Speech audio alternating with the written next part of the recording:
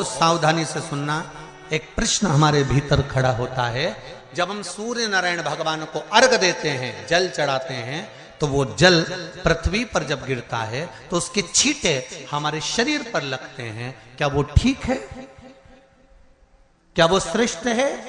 तो शिव महापुराण की कथा कहती है, जब हम सूर्य को अर्घ देते हैं, सूर्य को जल चढ़ाते हैं, वो पानी जब पृथ्वी पर गिरता है, उसके छींटे हमारे शरीर पर लगते हैं, तो वो श्रेष्ठता का भाव निर्मित करते हैं। वो गलत नहीं हो सकता।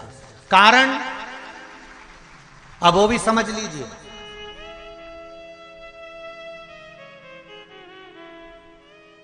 अब सूर्य नारायण भगवान को आप जल चढ़ा रहे हो तो छींटे नहीं लगे, उसके लिए क्या स्टूल पे चढ़ के चढ़ाओगे कि कुर्सी पे चढ़ के चढ़ाओगे? अरे बोलो तो सही। अब कई लोगों के दिमाग में यह बात भरा गई कि हम भगवान को जल चढ़ाते हैं, वो हमारे शरीर में छींटे लगते हैं, जमीन पे से पानी गिरता है, वो हमारे शरीर को छींटे लगते हैं, भगवान को अच्छा नहीं लगता होगा। कौन ने कहा? पहले तो उसको पकड़ के ला।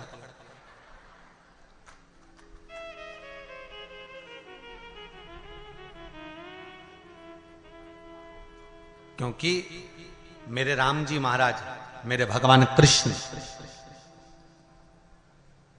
बड़े बड़े संत, साधु, सन्यासी, तपस्वी, साधक, उपासक जितने भी हुए, जिन्होंने सूर्य की आराधना करी, इन्होंने टेबल पे चढ़कर या कुर्सी पे चढ़कर जल नहीं चढ़ाया। इन्होंने पृथ्वी पर खड़े होकर ही, क्योंकि पृथ्वी तत्व के देव हैं शिव। जब हम मृत्यु लोक पर खड़े होकर, पृथ्वी पर खड़े होकर भगवान शंकर का भाग पृथ्वी तत्व को धारण कर कर जल को हाथ में लेकर जब समर्पित करते हैं, और जो जल नीचे गिरता है वो शरीर पर अगर लगता है तो हमको उसका आशीर्वाद ही प्राप्त होता है, दोष नहीं लगता। पर लोगों ने इसको विपरीत कर दिया। कि कौन ने विपरीत करा? कई लोगों ने इसको विपरीत कर दिया। कौन ने विपरीत करा? तो जो दूसरे धर्म के लोग होते हैं, जिनको हिंदू धर्म से नफरत होती है और जो हिंदू धर्म की पूजन, सेवा, अर्चना को समाप्त करना चाहते हैं, वो धीरे धीरे धीरे धीरे कहने लगे कि सूर्य को जल चढ़ाओगे तो शरीर में लगेगा, शरीर में लगेगा तो दोष लगेगा। इसको कह कहकर घर घर में सूर्य को जल चढ़ाना लोगों ने बंद कर दिया कि आप जल चढ़ाएंगे तो दोष लगेगा, शरीर पे छींटा लगेगा, शरीर को ऐसा लगेगा। ये दोष नहीं है। कितनी सुंदर बात है महाराज। सूर्य नारायण भगवान को जब जल चढ़ाया जाता है, हाथ सिर से 8 इंच की दूरी पर होना चाहिए। जम के बोलिए, सिर से कितना ऊंचा होना चाहिए? 8 इंच ऊपर अपना हाथ होना चाहिए मस्तक से सूर्य को जल चढ़ाते समय। और ना चांदी का, ना स्टील का, ना लोहे का, ना प्लास्टिक का, ना कांच का, ना सोने का कोई बर्तन, ना कांसे का, ना एल्युमिनियम का, ना पीतल का, केवल एक पात्र होना चाहिए, वो है तांबे का। काय का पात्र होना चाहिए? तांबे का पात्र। और सूर्य नारायण भगवान को जब 8 इंच ऊपर तुम्हारा हस्त है, और जब हम सूर्य को जल चढ़ा रहे हैं, कैसे जल चढ़ाना है वो भी समझ लीजिए। अगर कोई कैंसर का मरीज है, जिसके चेस्ट में कैंसर आ गया हो, लेफ्ट में, राइट में कहीं पर कैंसर आ गया हो, या कोई गठान आ गई हो, तो महाराज आप जल चढ़ाते समय उस जल की धार को सूर्य भगवान को जब चढ़ा रहे हो, तो धार आपकी गठान की ओर जाना चाहिए, जिससे सूर्य की किरण उस जल में से आपके उस स्थान पर पड़े, उस जगह पर पड़े जहां पर गठान है। महाराज आप लगातार जल तो चढ़ाना चालू करो, अच्छे अच्छे डॉक्टर फेल हो जाएंगे और कह देंगे गठान ठीक हो गई। आपका लीवर और किडनी गड़बड़ कर रहा है, आप प्रतिदिन, आपका स्वास्थ्य गड़बड़ रहता है, आप प्रतिदिन ये ज्योतिष शास्त्र के अंतर्गत, रत्न शास्त्र के अंतर्गत ये रत्न शास्त्र, ज्योतिष शास्त्र, रंग शास्त्र जो हमारे यहाँ है, रंगों के हिसाब से ये जितने रत्न होते हैं, माणिक हुआ, सोन, मोती हुआ, नीलम हुआ, मूंगा हुआ, पुखराज हुआ, ये क्यों कहते हैं ये पीला है, ये सफेद है, ये नीला है, ये लाल है, इसको शरीर में क्यों पहनाते हैं? उसका कारण होता है कि जब शरीर में पहनते हैं, सूर्य की किरण उसमें पड़ती है, हमारे शरीर पर वो कलर का इफेक्ट पड़ता है, उस कलर को शरीर पर लगता है, और शरीर पर लगता है तो हमारा शरीर धीरे धीरे, हमारी जो इंद्रियां हैं वो सही होने लगती हैं, काम सही होने लगता है। जैसे सूर्य नारायण भगवान को स्टील के लोटे से या चांदी के लोटे से या पीतल के लोटे से या प्लास्टिक के लोटे से या कांच के बर्तन से जल चढ़ाने से आयु छिन्न होती है। क्या समाप्त होती है? आयु। और सूर्य नारायण भगवान को अगर तांबे के लोटे से जल दिया जाता है तो आयु की वृद्धि होती है, और दिन भर में अगर कोई काम अटकने वाला है तो वो काम का रास्ता खुल जाता है और शरीर की बीमारी समाप्त हो जाती है। शरीर की बीमारी समाप्त हो जाती है। 2 तारीख को नूतन संवत्सर प्रारंभ हो रहा है, नया वर्ष प्रारंभ हो रहा है। 2 तारीख नया संवत्सर, नया वर्ष प्रारंभ हो रहा है। एक नियम बना लो कि हमारे शरीर को, क्योंकि दिन भर हम दुकान पे बैठे रहते हैं, नौकरी में लगे रहते हैं, सर्विस में लगे रहते हैं, अगर मुंबई, पूना, चेन्नई, मद्रास आदि का अधिक बड़ी बड़ी सिटियों में लोग रहते हैं तो उनको ऑफिस जाना पड़ता है, सवेरे से जल्दी उठते हैं, काम करते हैं, दिन भर ऑफिस में लगे रहते हैं। व्यापार करने वाला व्यक्ति व्यापार करता रहता है, नौकरी करने वाला व्यक्ति नौकरी करता रहता है, धंधा करने वाला व्यक्ति धंधा करता रहता है, ठेला चलाने वाला, गाड़ी चलाने वाला गाड़ी चलाता रहता है। घर की माताओं को एक नियम नए संवत्सर से चालू कर देना चाहिए। क्या नियम? क्योंकि जान है तो जहान है। बोलो सही है कि गलत है? शरीर में रोग आ गया, बीमारी आ गई, और तुमने 5 लाख रुपए महीना भी कमाया, मान लो, एक सरल भाषा में समझ लो, 5 लाख रुपए महीना तुम कमा रहे हो, 4 लाख रुपए महीना तुम कमा रहे हो, और शरीर में बीमारी आ गई। अब वो 5 लाख रुपए तुम्हारे कमाए हुए किसी काम के हैं क्या? हॉस्पिटल में जाओगे, दवाई में, गोली में, जांचों में वो समाप्त होते चले जाएगा। तुमने कमाया किसके लिए था? अपने बच्चों के लिए। मेहनत किसके लिए करी? अपने बच्चों के लिए। परिश्रम किसके लिए करा? आगे बढ़ने के लिए। और मालूम पड़ा कि तुम बीमार पड़ गए, जितना तुमने कमा कर जोड़ा था वो सब तुम्हारी बीमारी में लग गया। तो ऐसा कमाना कोई फायदे का है क्या? कमाओ, दिल से कमाओ, जितनी तुम्हारी कैपेसिटी है उससे दुगना कमाओ, पर उसके साथ एक काम चालू करो कि तुम अंतिम क्षण तक, जब मौत तुम्हारे दरवाजे पर आए, तुम्हारी उम्र जब पूरी हो, तब तक भी तुम बीमार नहीं पड़ो। उसके लिए एक काम चालू कर दो कि नए साल से हमें तांबे के लोटे में पानी भरना है, सिर से 8 इंच ऊपर रखना है, सूर्य को अर्घ देना है, और जो पानी नीचे गिरेगा उस पानी में से सूर्य का दर्शन करना है। वो पानी जब हमारे शरीर के इस हृदय रेखा के सम्मुख से, इस कपाल रेखा के बीच में से, मध्य से उस पानी की धार जब सूर्य की किरण देगा तो हमारे शरीर में कोई बड़ी बीमारी, ना कैंसर, ना लीवर, ना किडनी, कोई अटैक फटैक आ ही नहीं सकती। मेरा बच्चों से भी निवेदन है कि आप अपने पापा से कहो, आप अपनी मम्मी से कहो, और बड़ों से निवेदन है वो अपने बच्चों से कहो। बुजुर्ग माताओं से निवेदन है, अगर आप अपने बच्चों को सुखी देखना चाहती हो, बीमारी में पैसा नहीं लगाना चाहती, आप अपने बच्चों को अंत समय अपनी आंखों से उसको तड़पता हुआ नहीं मरना देखना चाहती, तो सूर्य को अर्घ देना चालू कर दो। क्योंकि सूर्य की किरण जल के साथ जब इस शरीर पर पड़ती है तो शरीर में कोई बीमारी टिक ही नहीं सकती। ये श्रीमद् शिव महापुराण की कथा कह रही है, ये ज्योतिष शास्त्र कहता है, रंग शास्त्र कहता है। हमारे जितने ज्योतिष शास्त्र हैं, रंग शास्त्र हैं, नग बताते हैं, मोती बताते हैं, नीलम बताते हैं, पन्ना बताते हैं, ये सब क्या पहनाते हैं? रंग का क्यों पहनाते हैं? क्योंकि रंग का इफेक्ट इस शरीर पर पड़ता है। कपड़े कौन से कलर के पहन रहा है उसका इफेक्ट इस शरीर पर पड़ता है। उसी तरह 8 इंच ऊपर मस्तिष्क से तुम्हारा हाथ होना चाहिए, तांबे के कलश में जल होना चाहिए, और सूर्य को देखकर उस जल की धार में सूर्य को जल दीजिए। जिंदगी में बीमारी तुमको नहीं घेर सकती, और बीमार हो भी गए हो तो 15-20 दिन करके देखने में कुछ नहीं जाता। बाद में मत करना, श्योर वाला हमारा झूठ बोल रहा होगा, उसमें क्या दिक्कत? क्यों कह रहे हैं, क्यों बोल रहे हैं? उसका एक कारण है, आज के समय में लोग 80 साल और 90 साल के होकर नहीं जा रहे भाई।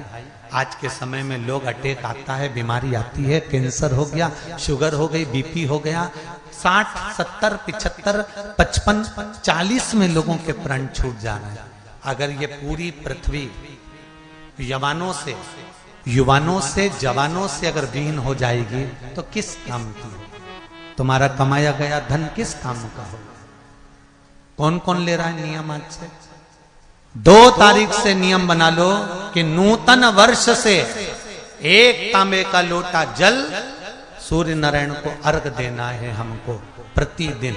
घर का चाहे छोटा हो चाहे बड़ा हो, जिस बच्चे को रोज बुखार आता हो, निमोनिया हो रहा हो, जिसका लीवर किडनी डैमेज हो गया हो, वो नियम बना लो, 15 दिन के अंदर 20 दिन के अंदर डायलिसिस में अंतर आ जाएगा तुम्हारे। तुम कर तो देखो, इस प्रभाव करे। बनाओ नियम। एक शमी का पौधा ऐसा होता है जो योनियों में, वृक्ष की योनि में अंतिम योनि पर लाकर रुक जाता है। कौन सा? शमी। इसलिए पंचदशमी पंच शनि पूजन की महत्वता होती है। क्यों कहा जाता है कि अगर कोई आपको ज्यादा परेशान कर रहा है, बहुत टेंशन दे रहा है, बहुत ज्यादा अगर वो इतना हताश हो गए कि आपने सोच लिया अब तो मर जाऊं तो अच्छा है, इसका नाम लिख जाऊं, ये सब चीज करने से अच्छा है 5 दशमी। दशमी जानते हो? 5 दशमी, कोई सी भी 5 दशमी आप चुन लीजिए, परंतु वो दशमी अमावस्या के पहले वाली नहीं होना चाहिए, वो पूर्णिमा के पहले वाली दशमी। 5 कोई सी भी दशमी पर शमी के वृक्ष के नीचे जाइए, घी का दीपक लगाइए, शुद्ध जल तांबे के पात्र में लेकर जाकर अर्पित करिए। पहले दीप जलाना, उसके बाद शमी के पौधे में जल डालना, और पौधे उस वृक्ष के नीचे बैठकर जल चढ़ाकर वहीं पर 1 चावल का दाना समर्पित कर कर बाबा से प्रार्थना करना कि बाबा मुझे बहुत कष्ट है, ये मेरा एक तकलीफ मुझे दे रहा है, बस आप मेरी तकलीफ को दूर करना। शिव की ऐसी कृपा होगी। 5 शमी पूजन के भाव से दशमी आपके यहाँ पर भी पूजन होता है। हमारे यहाँ शमी के पत्र की बड़ी पूजन का महत्व है। 5 दशमी 5 शमी पूजन कर ली जाती है तो जो भी आपका द्रोही होता है वो आपसे दूर हो जाता है या आपसे स्नेह कर कर आपके करीब आ जाता है। ये शमी पूजन वृक्ष योनि के अंतिम योनि का पूजन। सारे वृक्षों पर पत्थर पड़ जाते हैं, पर शमी के पौधे पर पत्थर किस लिए हम मारेंगे? कौन मारेगा? उसमें तो कांटे लगे रहते हैं, कौन मारेगा उसको? क्या कांटा झड़ाएगा पत्थर मारकर? नहीं। हम तो यहां तक कहेंगे कि शमी की आराधना साधना आपके द्रोहियों को, दुश्मनों को भी दूर कर देती। और मेरी जीजियों, मेरे जीजाओं, मेरी बेटियों, बेटाओं, मेरी माताओं, मेरे बुजुर्ग माता पिता स्मरण करें, जब जब यदि आपका हृदय दुखे, मन दुखे, तो एक शमी की पत्ती को शंकर के शिवलिंग पर जरूर चढ़ाएं, सारे दुख अपने आप समाप्त होना प्रारंभ। शमी का तो कोई कहे क्या वृक्षों में, पौधों में, पत्तियों में भी क्या, ये वृक्षों के अंदर भी क्या जीव होता है? क्या इसमें भी प्राण होते हैं? होते हैं, इसमें भी प्राण। ये भी ऑक्सीजन लेना छोड़ना सब कार्य इनका चालू है, ये भी जीवित है। जल नहीं मिलेगा मर जाएंगे, जल गया समाप्त। आप लोगों को मालूम होगा, आप लोग सब बहुत वन क्षेत्र में रहते हैं, पूरा जंगल क्षेत्र है बस्तर, और इस वन क्षेत्र में ज्यादा मात्रा में आम भी मिल जाता है, और एक फल वन क्षेत्र में ज्यादा मिलता है जिसको बेर कहते हैं। अब हमारे उधर तो इसको बेर कहते हैं, तुम्हारे इधर बेर कहते हैं, बोर कहते हैं, क्या कहते हैं? जम के बोलो, बेर कहते हैं। आता है इधर? बोलो तो जम के आता। दो देव ऐसे हैं जिनको बेर अति प्रिय है। एक मेरे देवाधिदेव महादेव और दूसरे मेरे अयोध्या के श्री रामचंद्र भगवान, जिनको बेर की प्रियता।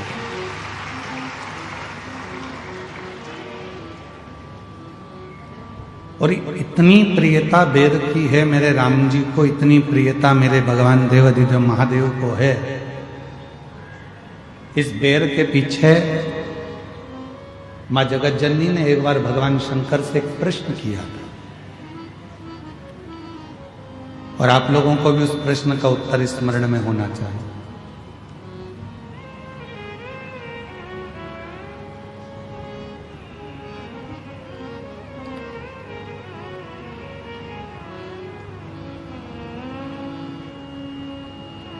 जगत जननी मां अम्बा जगदम्बा एक बार भगवान शंकर जी के साथ में भ्रमण करती हुई महाकाल वन में पहुंच गए।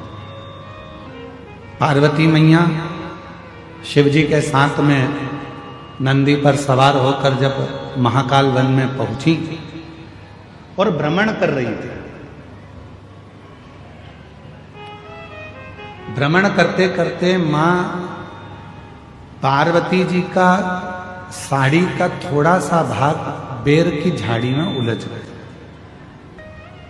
और बेर की झाड़ी में मां पार्वती जी का जब साड़ी का भाग उलझा, पार्वती मैया उसको सुलझाने लगी और देवाधिदेव महादेव थोड़ा सा आगे निकल गए।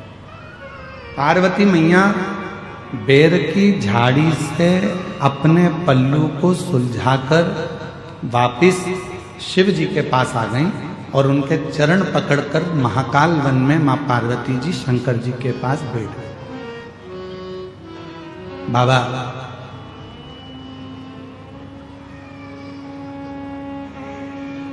ये बेर की झाड़ी इतनी उलझी हुई है, ये बेर की झाड़ी इतनी उलझन उत्पन्न करती है, इतनी उलझी हुई है, इतने कांटे लगे हुए हैं, इतनी उलझन बनी हुई है, और फिर भी आपको बेर इतना प्रिय क्यों है? आपको ये बेर इतनी प्रियता क्यों है? आपको इस बेर की इतनी प्रियता क्यों? जब ये बेर की झाड़ी इतनी उलझी हुई है, इसमें कांटे इतने लगे हुए हैं, ये उलझन उत्पन्न करती है, इतनी उलझी हुई है, तो भी आपको बेर से इतना प्रेम क्यों है? शंकर भगवान ने उत्तर दिया, पार्वती, संसार जैसे बेर की झाड़ी उलझी हुई है, वैसे ही ये पूरा संसार सागर उलझा हुआ है, पर उस उलझे हुए संसार सागर में भी जैसे बेर पूरी झाड़ियों में उलझा रहता है, पर बेर उस झाड़ी में अपने आप को संभाल कर रखता है, और वो बेर एक दिन मेरे पास पहुंच जाता है।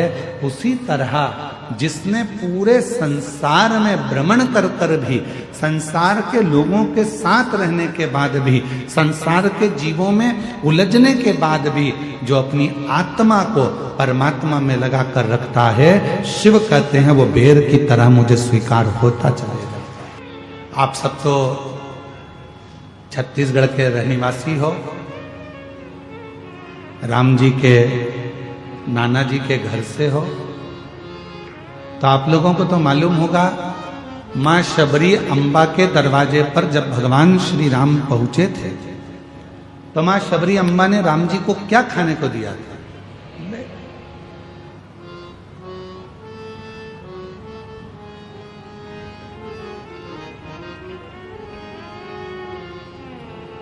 और भक्तों के घर भी सांवरे आते रहा करो,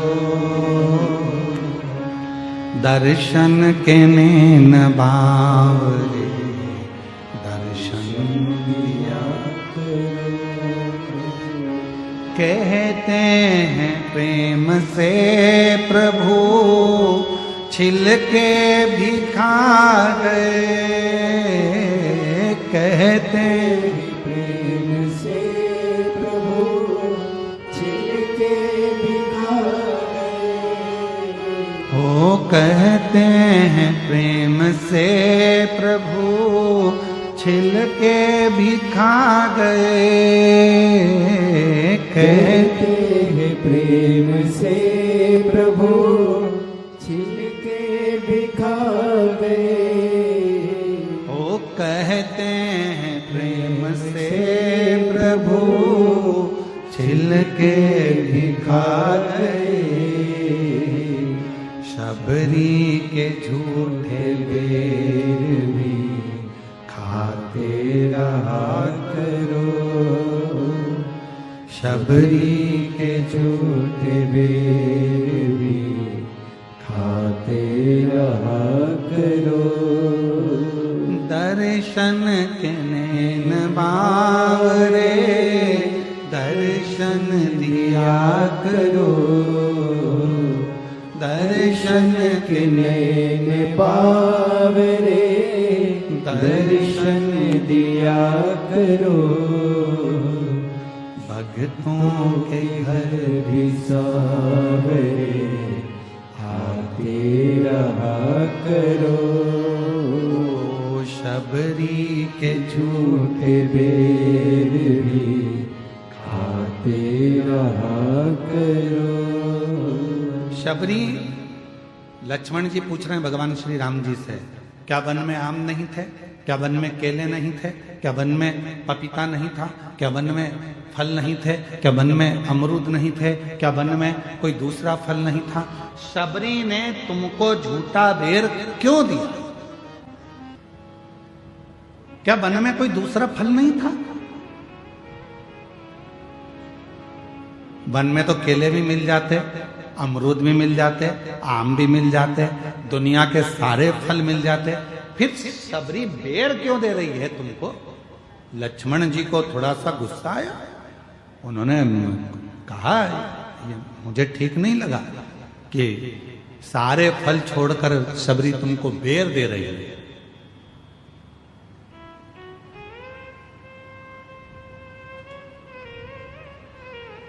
राम जी ने कहा लक्ष्मण तुम कभी नहीं समझ पाओ, ये बेर शिव की बूटी है, औषधि है। शबरी लंका में चढ़ाई से पहले आपको और हमको बेर इसलिए खिलाना चाहती है, अगर ये वो कहते हैं ना कि ये कोरोना का इंजेक्शन पहले ही लग जाता तो आधे से ज्यादा लोग बीमार ही नहीं पड़ते। ये अगर वो कहते हैं पोलियो की दवाई पहले पी लो तो शरीर में पोलियो नहीं होता है, टिटनेस का इंजेक्शन पहले लगवा लो तो फिर लोहे से जुड़ी कोई प्रॉब्लम खड़ी नहीं होती है, कोई बीमारी नहीं आती है। उसी तरह ये अगर थोड़ी सी बेर रूपी औषधि शिव की हमको प्राप्त हो गई तो समझ लो कि आगे चलकर हम रोग से ग्रसित नहीं होगा, रोग से नहीं। तो शबरी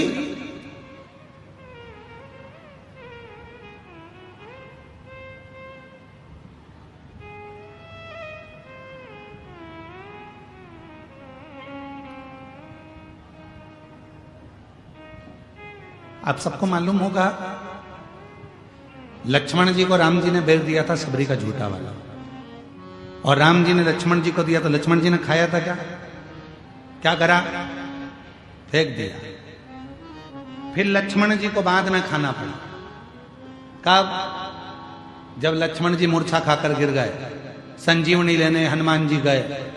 लोग कह रहे थे वो संजीवनी लेने गए हैं, पर राम जी मुस्कुरा रहे थे कि संजीवनी नहीं है, जो सबरी ने बेर दिया था वो तूने खाया नहीं था, फेंक दिया था, वो पर्वत पर जाकर गिर गया था।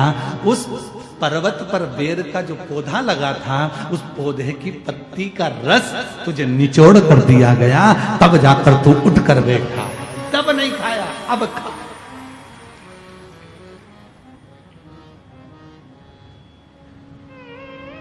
तो तब ग्रहण नहीं कर पाया, अब ग्रहण कर। तो लक्ष्मण जी कह रहे हैं प्रभु ये बेर ही क्यों दिया? केला दे देती, फल दे देती, आम दे देती, पपीता दे देती, सेब दे देती, अंगूर दे देती, कुछ भी दे देती, पर ये क्यों दिया बेर? तब राम जी ने कहा ये शंकर की बूटी है और ये बूटी कोई साधारण नहीं होती।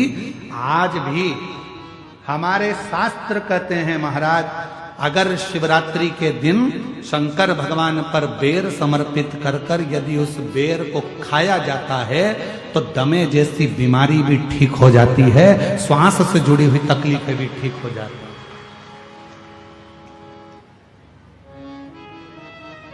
जिस व्यक्ति को चलने में हाँपड़ी भराती है, थोड़ी दूर चलकर बहुत तेज हाँपने लगता है, उसके दम भराने लगता है, सांस फूलने लगती है और उसको 10 जगह पर बैठना पड़ता है। किसी से बात करते करते उसको दम भरा जाती है, ठंड का समय है उसको दम भरा जाती है, सांस भरा जाती है, बोल नहीं पाता है, उसको बार बार उसके लंग्स इन्फेक्शन होने लगते हैं। उस व्यक्ति को शिवरात्रि के दिन शंकर भगवान पर एक बेर चढ़ाकर उस बेर को अवश्य खाना चाहिए। तो वो फेफड़े की बीमारी हो, लंग्स की बीमारी हो, चाहे कैसा भी हमारा दमा भरा ना हो, वो ठीक हो जाता है। एक बेर जो मेरे भगवान राम जी को शबरी ने दिया वो बेर साधारण नहीं था। जो माँ पार्वती जी ने शंकर जी को समर्पित किया वो बेर साधारण नहीं था। जो माँ सती जब भगवान शंकर के साथ में कुंभज ऋषि के आश्रम में कथा श्रवण करने के लिए गई और बाबा कुंभज बाबा के आंगन में से एक बेर उनकी आज्ञा से तोड़कर शिव को समर्पित करती हैं और शंकर भगवान को श्री राम जी का दर्शन हो जाता है, वो बेर साधारण नहीं था। वो बेर सहजता का विषय नहीं है।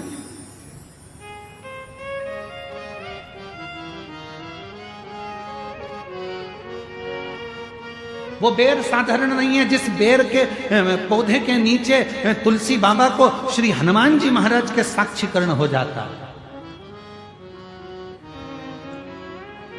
जिस बेर की झाड़ी में भगवान राम के हनुमान जी का दर्शन हो जाता है, वो बेर साधारण नहीं। और शबरी के झूठे बेर भी खाते रहा करो, दर्शन देने बावरे दर्शन दिया करो। तो कभी कभी तो हमको लगता है कि शंकर भगवान, कभी कभी हमको लगता है भगवान श्री राम जी और मेरे भोलेनाथ जी, ये दोनों आदिवासी और वनवासियों से इतना प्यार करते हैं कि इनके बिना एक मिनट नहीं रह पाते, इसलिए इनका बेर उनको अति प्रिय लगता है, इसलिए उनको बेर की प्रियता।